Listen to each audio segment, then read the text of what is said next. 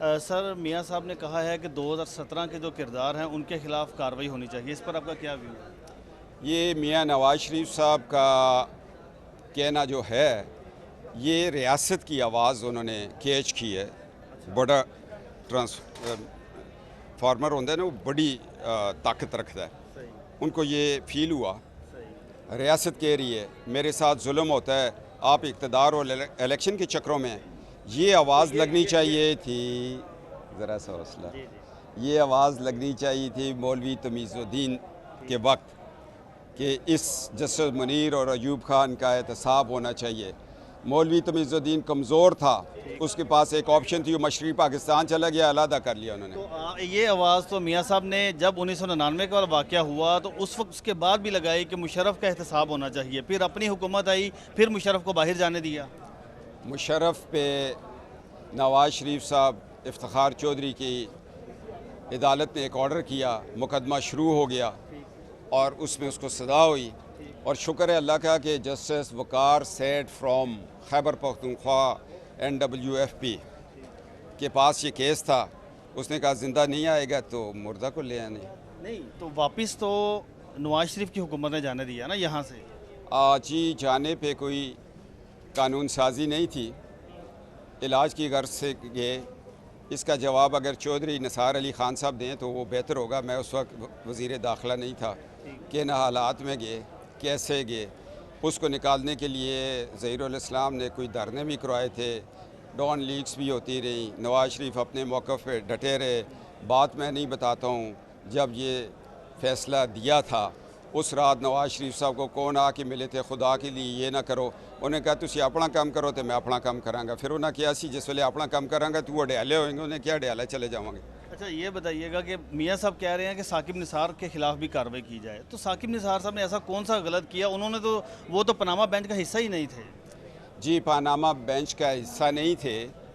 जब एक घर में 2 बच्चे 3 बच्चे मोहल्ले में शोर करते हैं तो लोग उनको नहीं पकड़ते।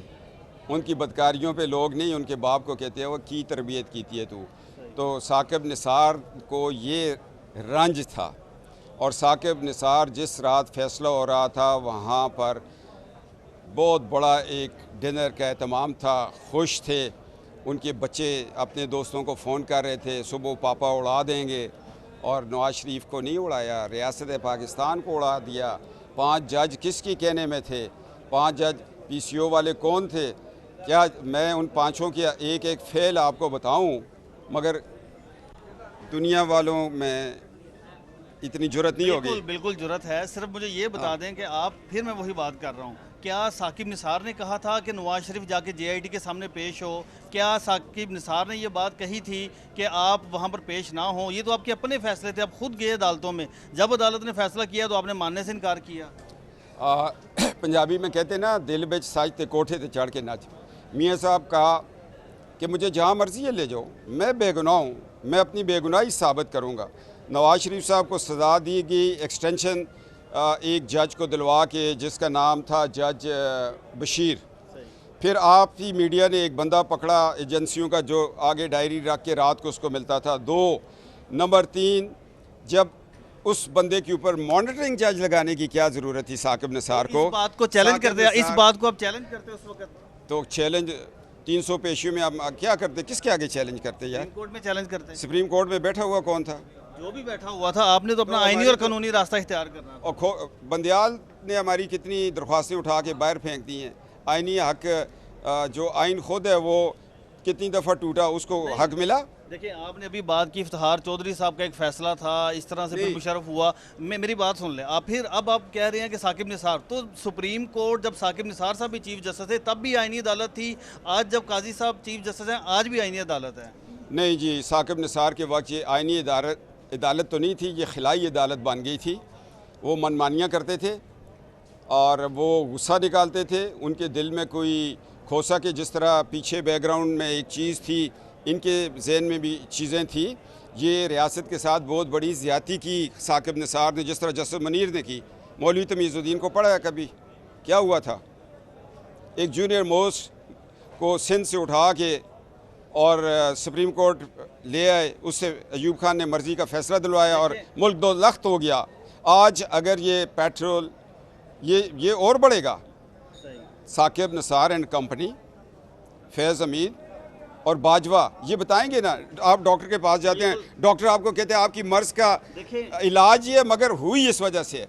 इलाज नवाज शरीफ और अवाम और इलेक्शन कर लेंगे, मगर जिस वजह से हुई है उसका भी तो ट्रीटमेंट करना है। बिल्कुल, जिसका ट्रीटमेंट की आप बात कर रहे हैं, मैं वही बात रिपीट कर रहा हूँ। उस ट्रीटमेंट का ऐलान नवाज शरीफ ने 1999 के बाद भी किया। आपने खुद कहा कि जब नवाज शरीफ ने कहा कि एहतसाब करने का तो उनको अडयाला जेल में डाल दिया जाएगा, तो फिर डाला गया। आपके मुताबिक अब दोबारा नवाज शरीफ जनरल फैज़ का एहतसाब का मुतालबा कर रहे हैं, तो कैसे करेंगे ये एहतसाब? हम हर उस शख्स के एहतसाब का मुतालबा करेंगे जिसको 73 के आइन में आर्टिकल 6 के नीचे ट्रायल करना लिखा गया है। आइनी बात की है नवाज शरीफ ने, कोई गलत बात नहीं की है। उन्होंने कहा रियासत के साथ क्या हुआ, रियासत के खिलाफ साजिशें किसने की। एक ग्रेड 22 के अफसर को क्या ज़रूरत है, वो तोड़ जोड़ करता है, सेनेट में अदम एतमाद होता है। अडयाला जेल भी तो होती है। एक मिनट भाई, मैं बड़े कंट्रोल से बोल रहा हूँ, आप ज़रा हाथ बिल्कुल कैप्टन साहब, जवाब का पूरा अब मुझे भी हक है और आपको सुनने की हिम्मत होनी चाहिए। जब नवाज शरीफ को अडयाला में डाला, ये डॉन लीग्स की थी, उन्होंने यही कहा था चलो मुल्क को आगे बढ़ाते हैं, जो आज इस नज़रिए पे पहुँचे। साकिब निसार की और जनरल फैज़ की। जनरल फैज़ कौन होता है कि पार्टियों का तोड़ जोड़ करे। ये चेयरमैन सेनेट के खिलाफ अदम एतमाद हुए तो रातों रात जहाज़ लेके फिरता था। मैं आपकी बात से इत्तफाक कर लेता हूँ। आप मुझे ये बताएं कि क्या पनामा केस सिर्फ इतना था कि नवाज शरीफ ये बताएं कि लंदन के फ्लैट्स कहाँ से आए, तो उसका जवाब किसने देना था? क्या ये पाकिस्तान की अवाम का हक नहीं था ये पूछना? आप मेरी बात से इत्फाक नहीं करेंगे, मेरी बात को तस्लीम करेंगे। इत्फाक करना तो मजबूरी भी होती है। आज भी हम उसका जवाब दे रहे हैं ना, सबका पूछना है। क्या हम ये पूछने में हक बजानम नहीं है कि फ़लाँ के पास क्या है, फ़लाँ के पास क्या है? नवाज शरीफ से पूछा ये फ्लैट्स क्या हैं, उन्होंने कहा मैं हर जगह जवाब दूंगा। JIT में जवाब दिया, अदालतों में दिया, और इस्लामाबाद हाई कोर्ट में 4 साल केस लड़ के उन्होंने उठा के बाहर फेंका। उन्होंने कहा ये भी कोई केस है?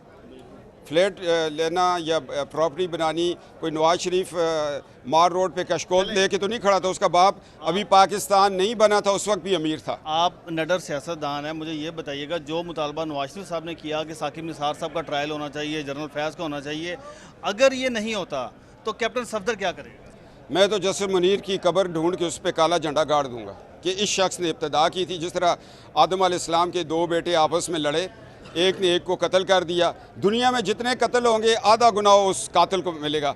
जितना भी पाकिस्तान के आइन के साथ ज़्यादती होगी, जसर मुनीर उसमें बराबर का शरीक अपनी कब्र में होगा। मैंने इन मुतालबात का कहा है कि जो नवाज शरीफ ने अब मुतालबा किया है, क्या वो पूरा नहीं होता तो कैप्टन सफदर का क्या रद्द-ए-अमल होगा? मैं खुद अदालत में इनके खिलाफ चला जाऊँगा।